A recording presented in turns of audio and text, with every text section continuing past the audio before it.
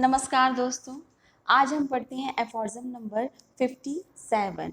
इससे पहले हमने जो एफॉर्जम 56 पढ़ा था उसमें एंटीपैथिक मोड ऑफ ट्रीटमेंट के बारे में बताया था। इसी में आगे बात करते हैं इसकी प्रैक्टिस पर कि in order to carry into practice this antipathic method the ordinary physician give for a single troublesome symptom from among the many other symptoms of the disease, which he passes by unheeded, a medicine concerning which it is known that it produces the exact opposite of the morbid symptom sought to be subdued, from which he can expect the speediest यानी palliative relief. यहाँ पर animal sir कह रहे हैं कि जो antipathic mode of treatment में physician करता क्या है कि एक कोई पेशेंट अगर अपना ट्रीटमेंट करवाने आया है तो वो कोई एक सिम्टम जो मोर सबसे ज़्यादा ट्रबलसम होगा, है ना, सबसे ज़्यादा दिक्कत वाला होगा, जो बहुत ज़्यादा हाईलाइटेड सिम्टम होगा, उसको फिजिशियन उठाते हैं और बाकी सिम्टम्स जो है उसके उसमें नहीं देखते हैं, एक तरह से छिप जाते हैं, है ना। तो जो मोर पावरफुल सिम्टम होगा, जो बहुत ज़्यादा परेशान कर रहा होगा पेशेंट को, उस सिम्टम के आधार पे कोई मेडिसिन प्रिस्क्राइब कर देते हैं उसके जस्ट अपोजिट के लिए, है ना, कि जस्ट अपोजिट हो जाए और एक स्पीडेस्ट रिलीफ या स्पीडेस्ट क्योर का की आशा करते हैं, जो कि एक तरह से पैलिएशन होता है। जैसे यहाँ पर बात करते हैं किस तरह से एग्जाम्पल्स दे रहे हैं। He gives large doses of opium for the pain of all sorts because this drug soon benumb the sensibility and administered the same remedy for diarrhea because it speedily put a stop to the peristaltic motion of the intestinal canal and makes it insensible, and also for sleeplessness because opium rapidly produces a stupefied comatose sleep. He gives purgative when the patient has suffered long for constipation and constiveness. He causes the burnt hand to be plunged into cold water. चलिए, ये कह रहे हैं कि जैसे कि कोई patient है तो यहाँ पर ओपियम एक तरह से क्या करती है, ओपियम का काम क्या होता है कि वो जितने भी हमारी जो सेंसिबिलिटी है उसको बिनम कर देती है, मतलब नर्व्स की जो सेंसेशन पावर होती है उसको डिमिनिश कर देती है, जिससे कि हमें पेन फील नहीं होता है। तो इस तरह से अगर किसी को पेन हो रहा है तो वहाँ पे जितने भी जो एंटीपैथिक मोड ऑफ ट्रीटमेंट वाले हैं, यानी एलोपैथिक प्रैक्टिस है, वहाँ पर ओपियम का यूज़ करते हैं। तो उससे क्या होता है कि जहाँ से पेन, मतलब कॉज को नहीं हटाया, जहाँ से पेन उठ रहा है हमने सिर्फ क्या किया कि हमने नर्व्स की सेंसिबिलिटी को कम कर दिया, विनम स्थिति में ले आए, जिससे क्या हुआ कि जो पेशेंट है उसको जो सिम्टम्स आ रहे थे ना, वो सिम्टम आना बंद हो जाएंगे, यानी कि पेन फील नहीं होगा, ठीक है। और पेशेंट सोचेगा कि मुझे रिलीफ मिला है पेन से। लेकिन ये कब तक होगा? ये जब तक होगा जब तक पेशेंट जो मेडिसिनल इफेक्ट है वो रहेगा। फिर मेडिसिनल इफेक्ट ख़त्म हो जाएगा तो फिर से नर्व्स की जो सेंसिबिलिटी है वो बढ़ जाएगी और पेशेंट को फिर से पेन फील होगा, तो फिर से उसको जो है मेडिसिन देनी पड़ेगी।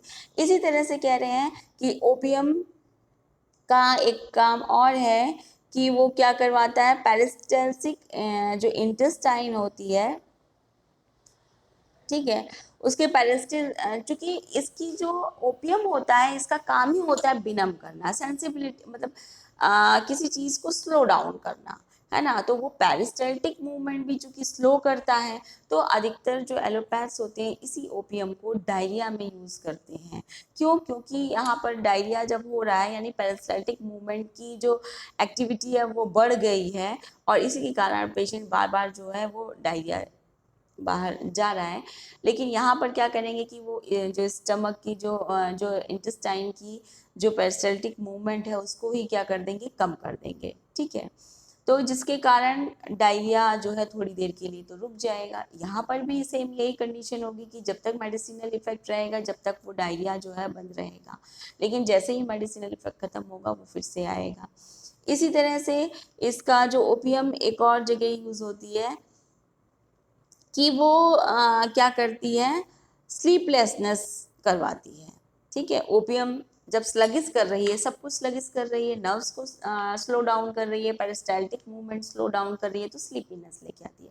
तो ऐसे पेशेंट जिसमें मतलब जिनको नींद नहीं आती है ना, तो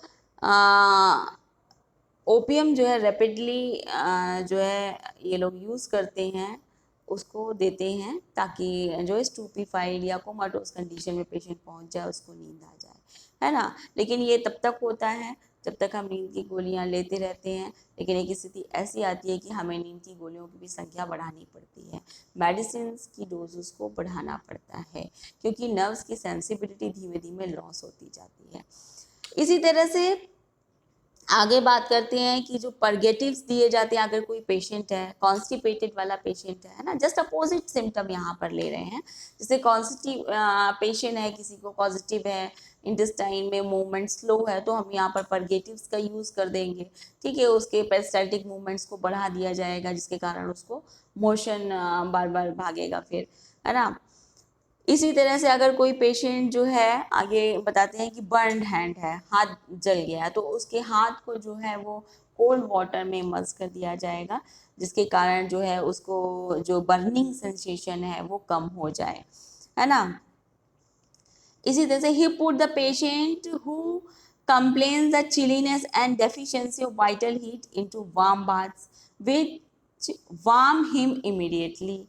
इसी तरह से जो पेशेंट की वाइटलिटी कम होती है, हाँ, या कोल्डनेस फील कर रहे हैं, उनको वार्म बाथ दिए जाते हैं, जो कि इमीडिएटली तो उसको उसकी बॉडी को गर्म कर देते हैं, लेकिन ये ज़्यादा लंबे समय तक नहीं ठहर पाता। इसी तरह he makes him who is suffering from prolong debility drink wine whereby he is instantaneously enlivened and refreshed, and in like manner he employs other opposite remedial means।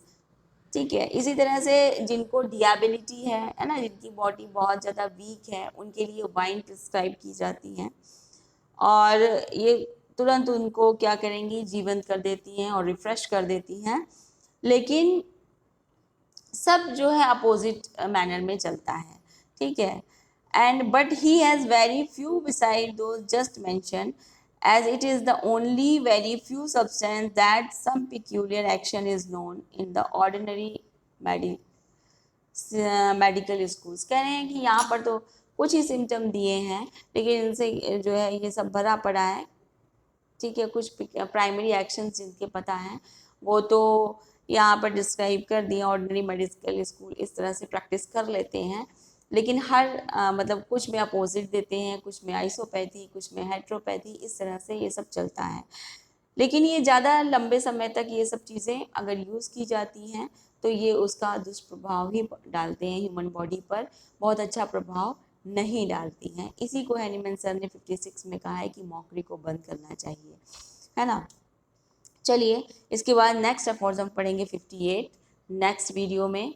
तब तक के लिए धन्यवाद। होम्योपैथी पढ़ते रहिए, होम्योपैथी आगे बढ़ते रहिए और होम्योपैथी को आगे बढ़ाते रहिए। धन्यवाद, नमस्कार।